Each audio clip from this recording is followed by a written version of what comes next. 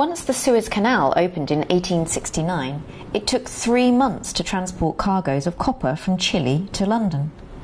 Over 140 years later, and that journey has been shortened to less than half that time, but the legacy of the voyage remains embedded in the way the metal is priced today. That trading activity takes place here in Leadenhall Street in the City of London at the London Metal Exchange. It's the world's premier non-ferrous metals market, offering futures and options contracts for metals like copper, aluminium and steel, and providing a forum for trading activity to discover prices for months ahead. But let's take a step back and see how all this started. The origins of international metals trading can be traced back to 43 AD, when the Romans invaded Britain and started to mine for tin and copper ore, fusing it to make bronze and alloys.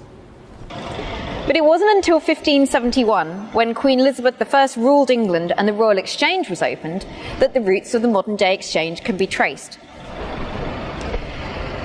The Royal Exchange became the meeting place for traders of metal and other commodities, but by the early 19th century there were so many of them using the building that it became virtually impossible to do business. So they moved, with individual groups setting up shop in nearby coffee houses.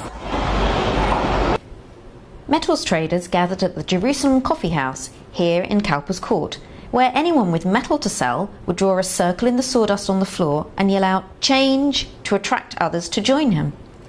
This circle was the original metals trading ring that still exists today. Fast forward, and by 1877 the tonnages of metal being traded had grown immensely and new premises were needed. The London metals community set up the London Metals and Mining Company, picking a hat shop in Lombard Court as their new meeting place. But yet again they outgrew the location and moved to Whittington Avenue, where they stayed for 98 years. After this they moved to Plantation House in Fenchurch Street, and then finally in 1994 to their current home here in Leadenhall Street. The LME is more than 130 years old and is the last open outcry trading floor in Europe. At the end of 2012, Hong Kong Exchanges and Clearing finalised a deal to buy the LME for almost £1.4 billion sterling. There are ambitious new plans for the LME, new contracts, new warehouses and new members. Using the LME, its new owner wants to convince China to adopt Hong Kong exchanges as the offshore meeting point for both itself and institutional investors. Hong Kong's bigger targets are fixed income and currencies, with the holy grail being equities. The acquisition of the LME by the Hong Kong Exchange opens up the last great frontier for the LME. We are a truly global market with 90% plus market share around the globe. The one area where we've been struggling recently to get complete open access is mainland China, and it's such an important area for the commodities markets. We're hoping, and we're very confident, that the ownership by the Hong Kong Exchange, with its experience of dealing with the mainland, with its language, common language, some shared cultural issues, it will be able to get us deep into the Chinese markets, deeper than we are now. And once we have those markets, we will be truly the only one-stop shop for commodities and metals trading in the world.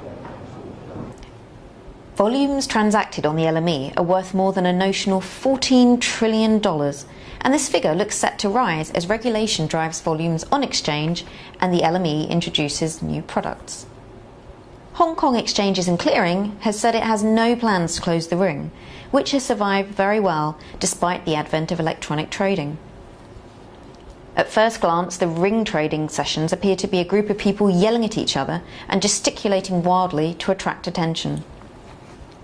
Mark Hamblin is a metals broker at Amalgamated Metal Trading, one of the ring dealing members through whom all business traded across the floor must pass. These floor trading sessions provide the most liquid periods of trading and provide the global benchmark prices used by auto manufacturers, beverage can makers and electronic firms around the world. There is method to the madness of these hand signals. We use the fingers on one hand to indicate the last significant figures of the prices quoted across the trading floor. And upwards indicates a bid and the downwards indicates an offer. These are used to supplement the verbal commentaries down the front. To indicate a copper price of 76.02 bid we would use two fingers like this. To indicate an offer of 76.03, we would indicate this. For prices between 6 and 9, we have to go round again using one hand. So therefore 76.06 would be this, and 76.08 would be this.